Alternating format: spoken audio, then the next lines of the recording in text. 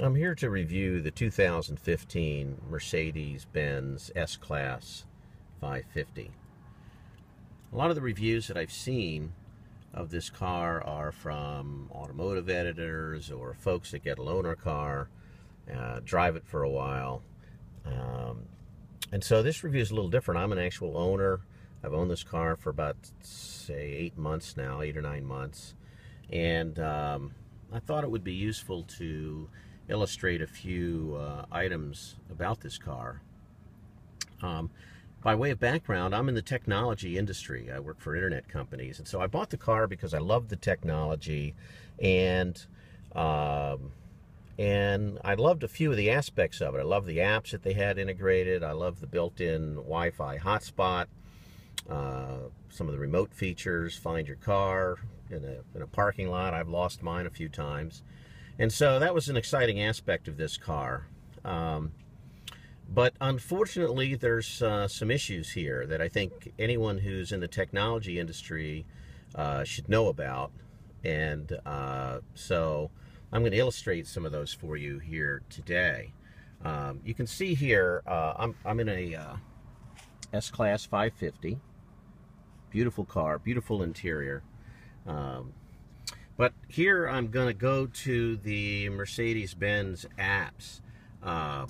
You'll see I've got it set up as one of the favorites. And so I'm parked here in a spot actually by the road because I didn't want to do this test unless I had 5 bars of access. You'll see that I have 5 bars of access in the upper right hand part of the screen. But what you'll also see is that even with this level of signal strength, that the apps, well, they don't work. Now you can see, by the way, here, it's a pretty new car. I got 5,872 miles. But here I am trying to pull up a Google map. And if I could show you my phone, which I can't because I'm using it to film this, but Google Maps on my iPhone pulls up in about 2 seconds. But here I am in my S-Class with 5 bars of access, and you'll see that it spins and spins and spins. Now, I don't know, because I don't want to bore folks about this, how long I should wait. But what generally happens is that after 5 minutes of attempting this, I get a page cannot load error. And while this is doing this, I'll talk about some other things. So facing this, I also have tried using the Wi-Fi hotspot. This was a critical aspect of the car to me. And the Wi-Fi hotspot, I noticed that things just wouldn't load. So for example, if you go to CNN.com, which I use as my homepage, it will spin for 5 minutes and time out. Maybe I'll actually run that here while the automotive load is running on my iPad. So I'll go ahead. I think folks get the idea on the Google Maps. I'm going to go ahead and hit the return button. So what I did was I punched this return button here to go back and buy a hotspot test. And just to sort of illustrate things here, we'll go to settings. You can see I'm connected up to my Mercedes-Benz hotspot. We got the little indicator here that tells me that's the case. So let's go into Safari, and I've got a favorite here, which is CNN Money. Let's go ahead and go there and see how things go.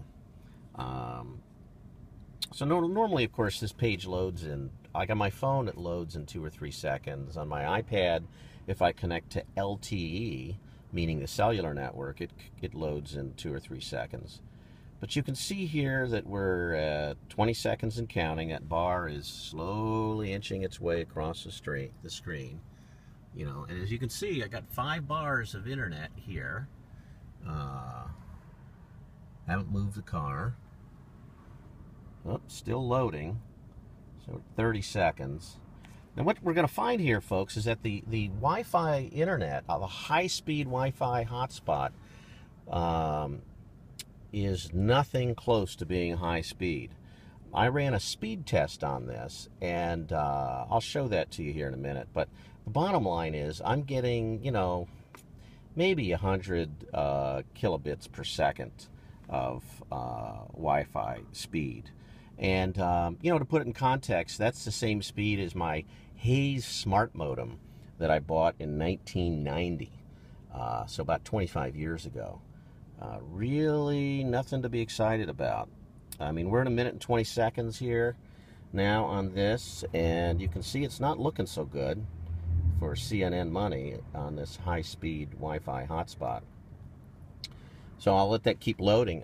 So I took the car to my Mercedes dealership, and I showed them the speed test that I ran, and I showed them how the internet apps would fail. They kept the car for 3 weeks and then basically returned it to me. Oh, there we go.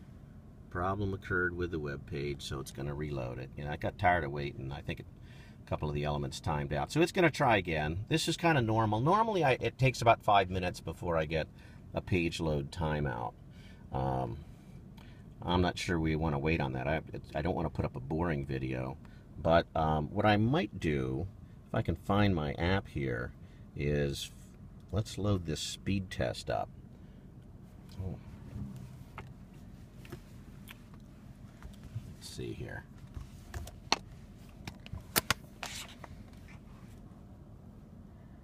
Okay, so it's ready to begin a speed test. Let's just see, you know, what the heck's going on here. Like, why is this performing, oops, why is this performing so badly? You can tell I'm not a professional photographer, guys.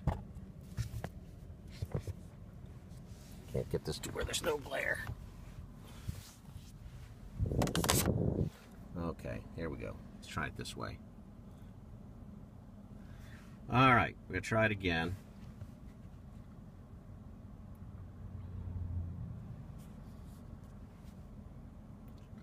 Okay, so the speed test is going to try to find a server.